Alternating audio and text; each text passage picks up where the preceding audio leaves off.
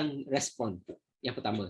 Kemudian yang kedua, apakah attitude, apakah tindakan, apakah tingkah laku yang kita pamerkan juga mencerminkan siapa kita dan bagaimana respon balik yang kita terima. Cuba bayangkan pada hari itu Matunis pakai baju biasa. Kita bercakap tak tentang Matunis hari itu? Pada hari ini, kita bercakap tak? Saya kira kita tak akan bercakap tentang kisah dia, betul? Sebab tak ada kaitan kan? Tapi kebetulan waktu tu bila dia pakai baju Portugal turun pergi ke Aceh, jumpa dia, kemudian dalam masa sama bukan setakat tu. Dia bawa Matunis pergi ke Portugal. Kan waktu satu perlawanan bola sepak tu, tengok gambar bawah tu, Matunis diarak dalam satu stadium. So tengok bagaimana tuan-tuan. Dan khabarnya Matunis pun sekarang ni katanya main bola untuk satu pasukan namanya Sporting Lisbon di Bandar Aceh. So tuan-tuan nampak tak bagaimana Allah boleh mengubah nasib seseorang, nasib sesuatu kaum, tuan-tuan, Allah boleh buat dalam keadaan tertentu sebenarnya. So penting untuk kita jaga respon kita. Dan untuk nak faham lagi situasi tersebut, kita tengok sekejap video ni tuan-tuan. Wer will fleißige Handwerker sehen? La la la, Seorang la anak la perempuan la la. yang sedang tolong mak dia dekat dapur. Oh wie fein, die Wäsche wird bald fertig sein. Jackie. Tuan, saya tanya tuan-tuan, agak-agaklah kalau kita lah tengok anak balik kat rumah tu, balik kerja penat-penat, tiba-tiba tengok anak duduk kat dapur tuan-tuan, dah basuh apa lah tu, basuh pinggang barang kali kan, basuh cawan barang kali. Apa yang kita rasa? Berbunga-bunga hati. Tapi bila tengok balik sebenarnya apa yang dia basuh? Dia basuh laptop kita tuan-tuan. Dia basuh laptop kita. Agak-agak apa yang kita rasa? Dia basuh laptop kita, apa yang kita rasa? Agak-agak respon biasa kita, apa yang kita buat? Istighfar. Istighfar panjang, betul tak? Kalau kami staf kerajaan ni, laptop kerajaan tu yang dia basuh tu rosak, memang kena tindakan secah lah. Memang jangkring lah tuan-tuan, betul tak? Selainnya kena tindakan tata tertib. Salah satu tindakan tata tertib tu adalah kena buang kerja. Kalau laptop tu rosak, nak sebut. Kan? Itu dalam keadaan biasa. Tapi tuan-tuan, apa yang kita nak sebut tentang E plus R equal to O ni, apa mesej yang saya nak kongsikan bersama dengan tuan-tuan pada hari ini adalah ini satu model formula yang diperkenalkan oleh Jack Canfield tuan-tuan. E plus R equal to O. Apa dia? E adalah event, R adalah respon, O adalah outcomes. So apa mesej yang kita nak belajar kat sini? Okay, saya buat dalam bentuk formula matematik macam ni tuan-tuan. Tuan-tuan perhatikan betul-betul. Okay, yang pertama sekali saya beri nilai macam ni. Anak tumpahkan air, anak calakan kereta, anak basuh laptop tadi tuan-tuan. Contohlah kita kata sarapan pagi kan, kita buat air Milo untuk anak kan. Kemudian tengah-tengah dia minum air Milo tu, tiba-tiba dia tumpahkan air Milo atas kapet yang kita masuk kutu nak beli tu tuan-tuan kan. Kapet tu 7 inci tebal tuan-tuan. Kan? Pijak kapet tu kaki tak nampak tuan-tuan. Oh tebal sangat ni kan. Special ni. Mak masuk kutu tuan-tuan nak beli kapet tu. Kumpul duit, tiba-tiba dia pergi tumpahkan air.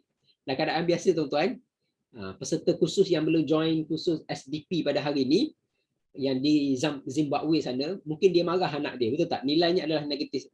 Event negatif 10 yang tumpahkan air, kemudian dia marah anak dia, nilainya negatif 10. Apa yang berlaku? Kalau zaman sekolah, formulanya hutang 10, bayar 10, hutang 10, hutang lagi 10, jadi negatif 20. Betul tak? Maksudnya apa dia? Kapet akan tetap rosak.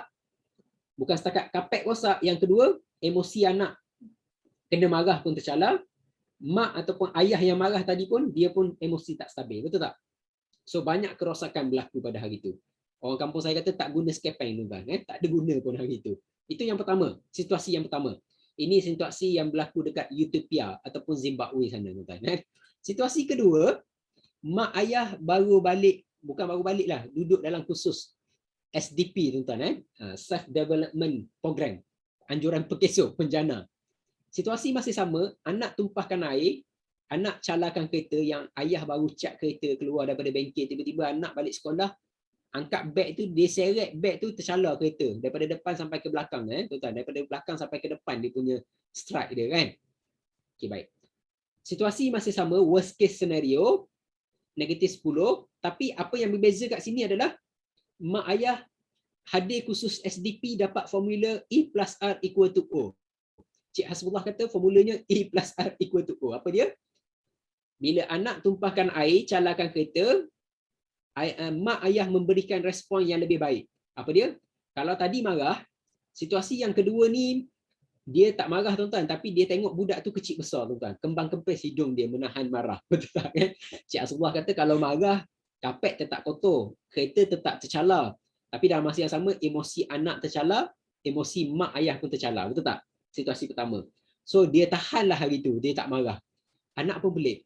Wah, amazing hari ni mak aku, ayah aku. Selalunya mak kau hijau, betul tak kan? Tapi hari ni, wah, lain macam ni. Wah, ini mesti bawa balik khusus ni, sebagai contoh. So, apa yang berlaku? Mungkin keadaan lebih baik sikit. Kereta tetap tercalar, kereta ataupun kapet tetap kotor, tapi emosi kita sedikit stabil, betul tak? Tak bergaduhlah dengan anak pada waktu tu. Okay. Situasi ketiga, mak ayah bukan hadir saja khusus, tapi mak ayah terus praktikkan apa yang Cik Hasbullah cakap. Kan? Apa dia? Situasi masih sama, tumpahkan air, calarkan kereta, tapi mak ayah respon sangat positif. Apa dia? Tak apa, kapet mak basah tak apa, kereta ayah tercalar tak apa, yang penting baju anak mak tak kotor, tangan anak mak tak tercalar. Tak apa, mak boleh masuk kutu balik, ayah boleh cat balik kereta ni. Oh, sangat positif respon dia, betul tak? Kan? So, kat sini tuan-tuan, apa mesej yang saya nak sampaikan? Nampak tak kat sini? Event masih sama, tapi apa yang kita ubah? Respon. Kita berhak untuk membuat pilihan yang tepat, untuk memberikan respon bagaimana, bergantung kepada situasi yang berlaku. Situasi masih sama, tapi bila kita ubah respon yang berbeza, nampak tak hasilnya tuan-tuan? Saya tak kata tak boleh marah, tapi isunya bagaimana kita marah. Betul tak? Kadang-kadang kita marah mengajar ke kita marah untuk puaskan emosi kita? Kadang-kadang marah tu sebab apa? Aku balik penat-penat nak berehat, kau tumpahkan air pula ya. Siapa nak basuh tu? Kan? Contohnya, betul tak? Itu maksudnya. Oh, aku dah buat air Milo, kau tumpahkan pula atas kapet yang 7 inci yang 7 bulan masuk kutu nak beli, mudah-mudah aja. Betul tak? Contohnya. Itu nak sebut kadang-kadang tuan-tuan. So kat sini kita ada pilihan tuan-tuan. Saya nak sebut bukan tak boleh marah, tapi marah yang macam mana sebenarnya. Ya, tuan-tuan, supaya kita kata keadaan buruk dah berlaku, kita tak nak lagi buruk, kan?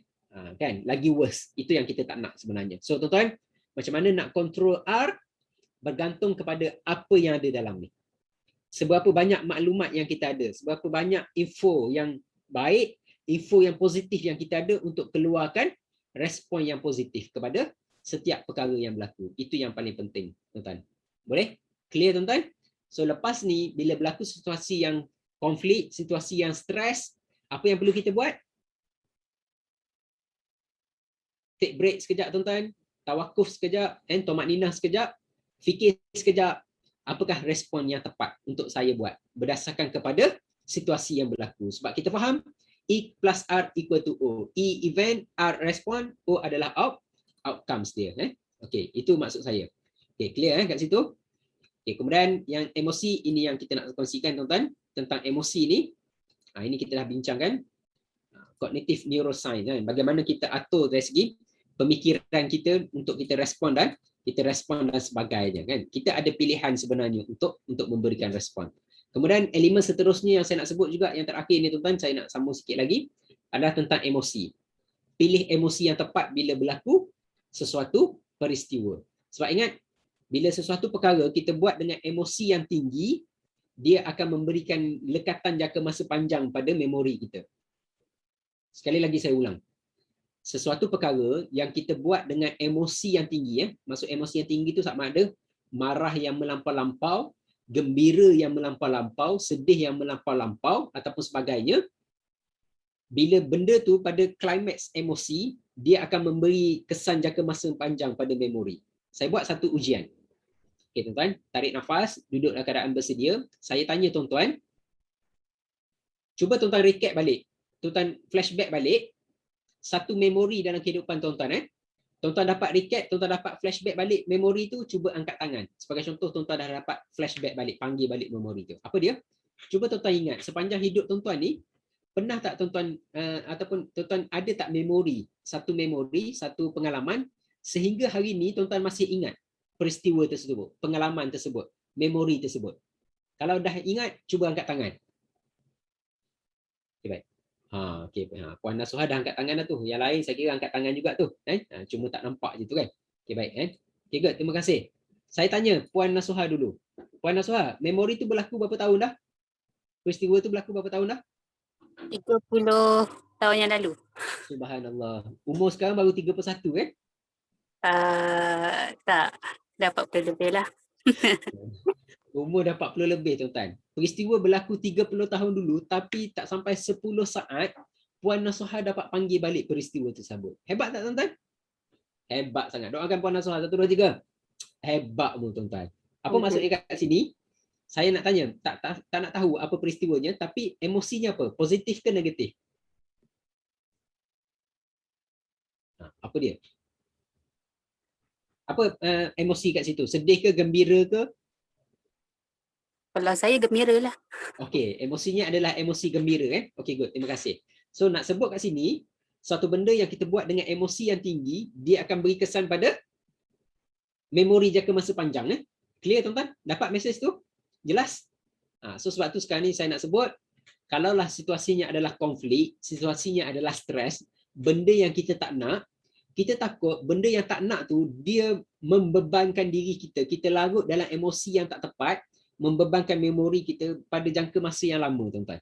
Betul tak? Terutama peristiwa trauma. Kan? Contohnya bergaduh dengan orang menyebabkan trauma dan sebagainya Itu yang kita tak nak berlaku dalam hidup kita. So sebab tu tuan-tuan, elemen ni boleh, key element of emotion ni boleh berlaku disebabkan oleh beberapa perkara. Contohnya perubahan psikologi yang berlaku pada tubuh badan kita. Contohnya daripada sihat jadi demam. So berubah tak emosi? Berubah kan? Mood kita mudah swing dan sebagainya. Kemudian mungkin juga disebabkan oleh tindakan tingkah laku. Maksudnya kita merespon kepada sesuatu perkara pun menyebabkan kepada perubahan emosi. Kemudian kadang-kadang peristiwa yang uncertainty ataupun subjective experience, benda yang tak jelas pun boleh menyebabkan perubahan kepada emosi kita sebenarnya kan. So berhati-hati dalam konteks kita memilih emosi dan sebagainya. Okey, baik. Kemudian yang seterusnya saya pergi cepat sikit supaya kita boleh recap dia. Sebab saya kira so far tadi saya dah cover tadi dalam perkongsian tadi. Okey, yang seterusnya yang second last, S yang seterusnya adalah support system. Penting bila berlaku stres, cari orang yang tepat untuk membantu kita. Jangan cari orang yang membantut, tapi cari orang yang membantu kita, yang boleh bantu kita. Supaya masalah tu boleh reda, bukannya lagi parah. Okey, itu penting. Cari orang yang tepat untuk bantu kita insya-Allah kan. Dan paling penting tuan-tuan, S yang seterusnya yang saya nak kongsikan bersama dengan tuan-tuan, kaitannya dengan support system tadi, apa dia? Kaitan dengan support system tadi adalah S yang terakhir kita bercakap tentang ini sebenarnya. Selain bergantung harap kepada manusia, sebetul-betulnya bergantungan kita adalah kepada kembali kepada spiritual tuan-tuan kan. Elemen spiritual, kerohanian, keagamaan kita sebenarnya. Sebab siapa yang izinkan semua ni berlaku? Allah yang izinkan, betul tak? Stres yang berlaku, konflik yang berlaku, tekanan yang berlaku, semua ini sebenarnya kalau kita fikir-fikir balik tuan-tuan, kita renung balik dari satu sudutnya, la haula wala quwwata illa billah. Betul tak? Tiada izin, tiada daya upaya melainkan dengan izin Allah Subhanahu Wa Taala kan. So inilah satu kerangka yang sangat besar tuan-tuan yang perlu kita ada. Saya tahu dia tidak mudah, tapi dia pun tak susah untuk kita amalkan, untuk kita buat kalau betul caranya insya-Allah kan. So mungkin ini cara untuk Allah dekatkan balik kita dengan dia. Salah satunya. Sebab tu dalam surah Fatihah setiap hari kita doakan apa? Kita baca Fatihah ni, kita cakap ayat yang kelima apa dia? Tentang iyyaka na'budu wa iyyaka nasta'in. Betul tak? Engkau saja ya Allah yang kami sembah, kepada engkau saja yang kami mohon pertolongan sebenarnya kan. So ini antara elemen-elemen tuan-tuan yang saya suka untuk sebutkan. Dan ingat balik, recap balik tentang stres tu, apa sebenarnya, satu persatu cuba tengok balik bagaimana bila berlakunya stres tersebut, insya-Allah saya kira mungkin dengan akronim STRESS itu, insya-Allah dia boleh membantu kita untuk sedikit reda, bertindak dengan lebih baik, dan masa yang sama kita akan dapat apa yang kita hajatkan, insya-Allah. Boleh? So sebagai kesimpulan, apa yang saya nak kongsikan dengan tuan-tuan hari ini, sebagai kesimpulan akhir yang boleh kita dapatkan bersama, bila berlaku sesuatu masalah dalam kehidupan kita, sebenarnya itu ruang untuk kita lebih kenal siapa diri kita. Kemudian dalam masa sama, di situ mungkin ada peluang yang besar yang kita boleh dapat, dan bermulanya kejayaan kita sebagai contoh. So cuba tengok balik, cuba renung balik di sebalik halangan, apakah peluang sebenar yang ada daripada peristiwa-peristiwa tersebut, insya-Allah. Kemudian yang terakhir kita percaya, inna ma'al usri yusra wa inna ma'al usri yusra. Allah sentiasa bersama dengan kita sebenarnya. Allah memberikan banyak bantuan kemudahan kepada kita, cuma kadang-kadang kita sedar ataupun tidak saja sebenarnya. Okey, baik. So akhir ini sebagai cendah hati kepada tuan-tuan, sebagai hadiah pada hari ini, saya akan masukkan juga link dalam tuan-tuan punya grup WhatsApp lah. So nanti boleh isi maklumat, kemudian nanti e-book ni akan masuk dalam email tuan-tuan nanti. Mungkin sebagai panduan dan boleh dikongsikan kepada orang lain selepas ini, insya-Allah. Okey, baik. So saya rasa sekadar itu saja tuan-tuan. Perkongsian hari ini, saya harap apa yang kita kongsikan, kita sama-sama bincangkan ini memberikan manfaat, dan saya mohon maaf atas kekurangan dan keterlanjuran saya, mohon maaf kepada tuan-tuan dan puan-puan, dan mohon maaf juga kepada Allah Subhanahu Wa Taala, mungkin apa yang saya sebut ini tidak tepat dan mungkin saya buat kesalahan tapi saya tak sedar, so saya mohon ampun kepada Allah Subhanahu Wa Taala terutamanya dengan apa yang saya cakap. Dan dalam masa yang sama, saya doakan tuan-tuan terus maju, tuan-tuan terus berjaya dalam apa jua yang tuan-tuan lakukan, insya-Allah. Kemudian dalam masa yang sama, jangan lupa untuk doakan saya jugalah, moga-moga kita diberi kesihatan yang baik, diberi kemudahan dalam apa jua yang kita laksanakan, insya-Allah. Okay? Jadi saya rasa sekadar itu saja perkongsian pada hari ini. Kalau ada perbincangan apa-apa, boleh untuk ujung-ujung ni kalau ada, ataupun feedback ataupun apa-apa respon yang tuan-tuan nak berikan di akhir ni, boleh silakan.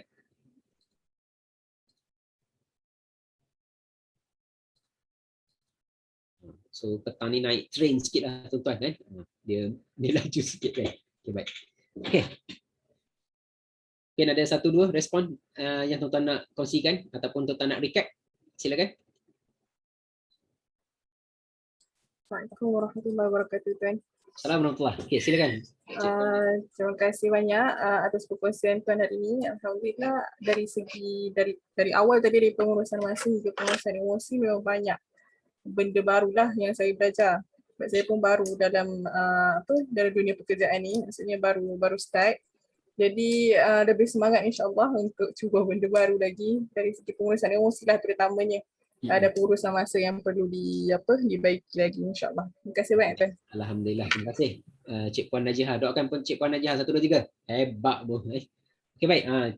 Datuk Amir pun ada share dekat chat tu, syukran coach, sangat-sangat menarik perkongsian coach. Panggil saya encik pun tak apa. Kadang-kadang panggil coach ni segan juga sebenarnya kan. Panggil coach kan. Okey, baik. Okey, terima kasih.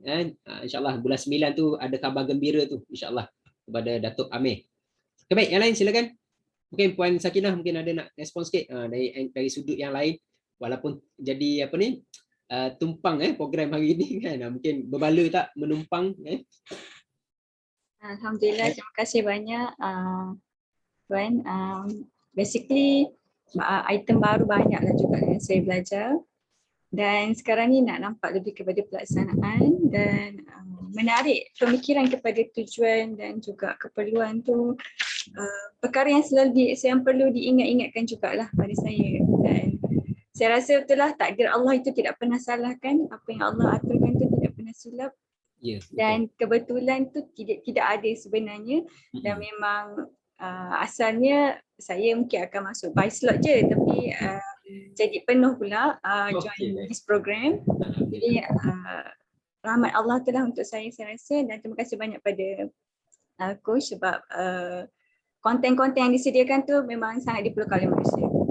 Kerjalah macam kami ni. Okay, terima kasih banyak. Okay, terima kasih juga Puan Sakinah di atas respon-respon dan perkongsian soalan pun kadang-kadang dia mengembangkan lagi perbincangan sebenarnya. Itu yang kita nak kan, sebab saya tak tahu apa konten yang tuan-tuan perlukan. So bila tuan-tuan tanya tu sebenarnya itu konten yang tuan-tuan perlukan, dan bila kita boleh sama-sama respon, itu yang terbaik sebenarnya. Okay, good. So lepas ni jadi peserta jadi apa pun tuan-tuan tanya je. Sebenarnya itu membantu untuk penyampai memberikan konten yang relate dengan diri kita kan. Okay, good. Terima kasih. Doakan Puan Sakinah 1 2 3. Hebatmu kan. Okay, good. Terima kasih. Okay, alhamdulillah banyak input-input yang berguna. So insya-Allah untuk diri saya juga dalam masa yang sama, insya-Allah. Amin. Terima kasih banyak semua. Okey. Kalau ada lagi boleh share. Kalau tidak, saya serahkan balik kepada pihak Rusty lah, Tuan Said, atas organisasi yang ini. So insyaAllah jumpa lagi di lain masa. Tak jumpa face to face pun boleh jumpa di alam maya lah terutamanya tuan-tuan. Ada 2 tadi, grup Telegram Positive Circle tu dengan Facebook tu. Itu antara platform yang biasa saya aktif lah. Kalau IG dan sebagainya tu jarang sikit sebab umur-umur ni IG mungkin tak sesuai lah kot. Terima kasih banyak tuan. Okay, baik. InsyaAllah dah halalkan tu. Okay, so ada apa-apa lagi tak? Kalau tu saya serahkan pada Rusty lah kalau tak ada.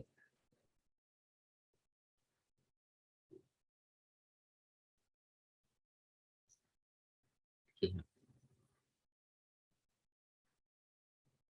Okay tuan-tuan, last 1 hingga 10. Cuba tuan-tuan berikan satu nombor yang tuan-tuan boleh untuk dari segi input yang tuan-tuan dapat pada hari ini. InsyaAllah, silakan. Wah, Cik Amir 1 hingga 10 terus 10. Baik, at least saya pun dapat tengok macam mana ruang-ruang boleh untuk saya improve dan sebagainya, insyaAllah. Okay, baik. Alhamdulillah, terima kasih tuan-tuan. Jumpa lagi. Okay, Wallahualam. Assalamualaikum warahmatullahi wabarakatuh. Kembali kepada Tuan Said, insyaAllah. Terima kasih kepada Coach Hasbullah. Okay, untuk perkongsian sepanjang hari ini daripada pagi sampai ke petang menghampiri jam 5. Okay, jadi sebagai penutupnya, okay, sebelum tuan-tuan dan puan-puan beredar, saya nak minta kerjasama daripada tuan-tuan dan puan-puan untuk onkan kamera anda. Onkan kamera anda, tunjukkan wajah-wajah anda untuk kita screenshot gambar sebagai kenang-kenangan bersama dengan coach hebat kita, Coach Hasbullah. Banyak sangat benda-benda yang luar biasa yang coach dah kongsikan. Terima kasih banyak-banyak coach. Semoga ilmu-ilmu itu memberi manfaat untuk kita semua, untuk dunia kita dan untuk akhirat kita yang paling utama, insya-Allah. Okey, sementara itu saya bagi masa 30 saat untuk tuan-tuan dan puan-puan betulkan tudung, betulkan rambut, mana yang patut. Okey, kita akan buat 2 posing. Yang pertama gambar biasa, kemudian gambar kedua nak minta buat best. Okey? Patutlah macam kenal je Tuan Sofwat tu dari segi respon-responnya. Subhanallah. Ini pun sama ni, tak pernah jumpa face to face tapi selalu dalam Facebook je. Kita kenal di Facebook tuan. Itulah dia punya circle dia macam ni je. Okay, terima kasih banyak membantu juga sesi perkongsian hari ini. Banyak benda boleh belajar sama-sama, insya-Allah. Okay, baik. Okay, kita akan ambil gambar. Okay, sedia semua sekali. Okay, mata pandang kamera. Okay, sedia 1, 2, 3. Okay, tunggu sekejap. Okay, lagi satu. Gambar kedua nak minta buatkan best. Okay, buat best macam ni. Okay, baik. Terima kasih. Mata pandang kamera. Sedia 1, 2, 3. Okey, baik. Terima kasih tuan-tuan dan puan-puan untuk gambar sebentar tadi. Dan apa ni, macam yang Coach Hasbullah dah kongsikan tadi, harap-harap tuan-tuan dan puan-puan dapatlah sama-sama untuk support. Dan masa yang sama, kita dapat terus keep in touch, dapat terus mendapatkan ilmu-ilmu luar biasa daripada Coach Hasbullah. Sebab hari ini untuk tuan-tuan dan puan-puan, hari ini hari yang terakhir kita bersama dengan Coach Hasbullah. Esok kita akan bersama dengan Coach Razali balik. Jadi terima kasihlah kepada Coach Hasbullah kerana banyak berkongsi dengan kita semua, dengan tuan-tuan dan puan-puan. Harap dapat ilmu tu memang sangat luar biasalah, ilmu-ilmu yang Coach dah kongsikan agar dapat memberi manfaat kepada kita semua, insya-Allah. Dan sikit peringatan kepada tuan-tuan dan puan-puan yang belum lagi mengisi mengisi kehadiran untuk hari ini, boleh buat demikian. Link ada dalam grup. Dan sekian sajalah. Kita akan jumpa balik esok, insya-Allah. Terima kasih. Assalamualaikum warahmatullahi wabarakatuh. Okey, Waalaikumsalam warahmatullahi. Jumpa lagi. Terima kasih. Terima kasih banyak. Hebatmu. Okey, baik, insya-Allah jumpa lagi. Terima kasih banyak. Okey. Thank